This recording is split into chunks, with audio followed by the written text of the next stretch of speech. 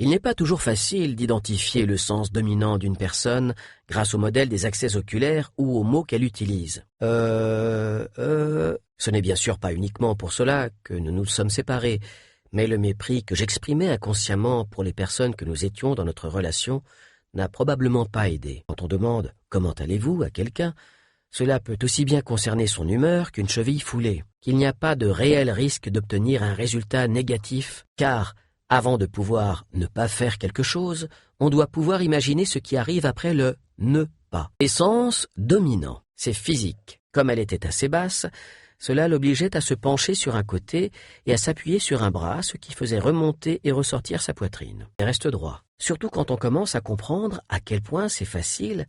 Soit on l'approuve, mais nous ne sommes pas toujours aussi clairvoyants. Vous l'avez fait au début de ce livre audio, quand vous avez essayé d'être en colère. Vous vous rappelez ? Recommencez. Cela peut montrer que vous comprenez que je fais une blague.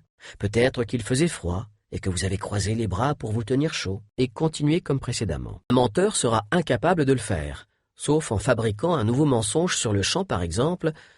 J'étais seul pendant toute la nuit, j'ai regardé la télé, puis je suis allé me coucher. En ce qui nous concerne, Gulliver, d'utiliser d'autres mots et comprendre comment nos impressions sensorielles façonnent nos pensées et nos comportements. Des chercheurs s'intéressant aux mensonges, comme Paul Ekman dont j'ai parlé plus tôt, ont beaucoup travaillé pour identifier les signes qui pourraient les révéler. On dit des choses qu'elle aurait pu penser, le cri d'une mouette, ce dont il a le plus peur, etc. Excessivement abstraites.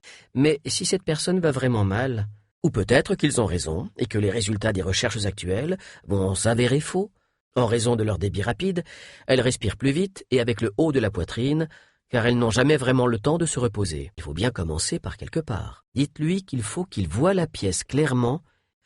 Alors, ce qui peut arriver quand on se dispute avec un fou furieux, on peut toujours dire « Et bien sûr, il existe aussi une émotion liée à la joie qui est socialement assez mal acceptée. Cependant, pendant un bref instant, avec une personne visuelle, il faut parler en images, en lui décrivant un bel avenir et en lui expliquant comment se concentrer sur notre vision et ne pas la perdre de vue. Tracer une ligne horizontale. Ce stratagème est malheureusement très souvent employé par les menteurs. À mon interlocuteur sera la tristesse,